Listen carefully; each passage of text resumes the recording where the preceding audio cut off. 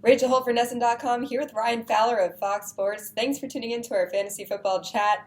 And Ryan, if you can believe it, we're at the halfway point of the NFL season. So to start off this talk, let's recap what happened in weeks 1 through 8. First off, in the fantasy football world, what were the biggest surprises for you?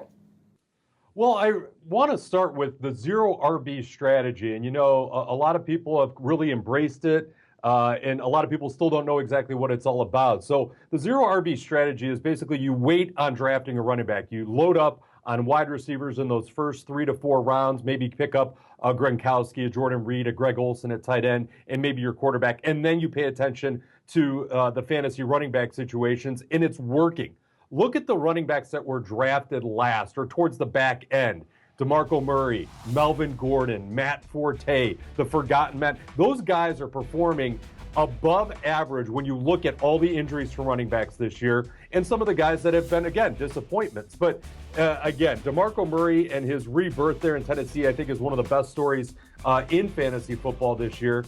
He's definitely been one of the most consistent running backs. And when you look at those RBs and all those injuries, we go back to week 2 and how many running backs got hurt and have been on the mend. I mean, we still don't have Doug Martin back. Adrian Peterson probably isn't back until December. And you just go down the list. Danny Woodhead goes to IR. You have all these guys. And then you have guys like Matt Forte, DeMarco Murray, Melvin Gordon is probably one of the biggest surprises. He didn't score last year. And then this year, he's even against the Denver Broncos in week 8, one of the best performances out of a running back this week. Great story. Another surprise is the lack of depth at wide receiver. We can go over the Mike Evans, the Amari Coopers, the AJ Green, Julio Jones, and the guys that were supposed to do well are doing well. But after you hit a certain tier, it's kind of this roller coaster of who's going to step up this week? Because again, for a little bit, it was Will Fuller in Houston. Another week, it'll be Doug Baldwin. But you're not getting that consistent production out of other wide receivers after you lose that first tier. So that's kind of surprising. I think in the past, we've looked at the depth of wide receivers and said, I feel good about this guy or that guy at my wide receiver 2, and we're going to make it work week in and week out. The final guy I want to kind of mention is Jamison Crowder, and we'll talk about waiver wires probably here in a little bit, but Jamison Crowder's potential there in Washington, I think, is on the rise. Deshaun Jackson, shocker, can't stay healthy, and we have Jordan Reed, but I think Jamison Crowder, if you look at his game logs over the last month plus, one of the most consistent fantasy wide receivers in terms of double-digit fantasy production week in and week out. And I don't think anybody back in August was saying, Jamison Crowder, that's somebody I want to add on my team. So he's one of the biggest surprises as of late, where you look at his entire body of work and say, this could work. Well, Ryan, you mentioned some of the disappointments, whether they were guys we drafted high up there that got injured, or just guys that haven't been performing to their abilities. For you, who are some names that are the biggest disappointments so far through the first 8 weeks? Well, the names that keep popping up during the fantasy chats at Fox Sports are Allen Robinson and DeAndre Hopkins, and sometimes in the same sentence. We'll start with DeAndre Hopkins. It's not his fault. Brock Osweiler isn't a great quarterback. And I think from a week in, week out consistency standpoint, it's two things. Brock isn't as great of a quarterback as maybe the Texans thought he was, and they're running the ball a ton. That's how Lamar Miller hurt himself and was kind of less than 100% going into week 8. I think you have to be really careful to say DeAndre Hopkins is down and out, because at any given time, I still think he can be a wide receiver 2 in your lineup. So just the knee-jerk reaction to say, I'm dropping DeAndre Hopkins because I want to be rid of the headache, isn't the best strategy. I still think there's going to be an owner out there that may give you 60 cents on the dollar in a trade for DeAndre Hopkins on the off chance that he can get 11 to 15 fantasy points. I think his ceiling of what was 30-plus fantasy points is gone. With Brock there, it just doesn't make good sense to invest in DeAndre as a top-tier wide receiver anymore because of Brock and because of the running game and how much of a focus that is. Not to mention, C.J. Fedorowicz has been so good in that tight end role in the last month. The other guy, Allen Robinson, and this is where I think you don't hit the panic button. I think DeAndre, that's a panic situation. I think Allen Robinson, and the way that the Jaguars are looking right now, Allen Robinson can go out there and score you 25-plus fantasy points on any given week with Blake Bortles.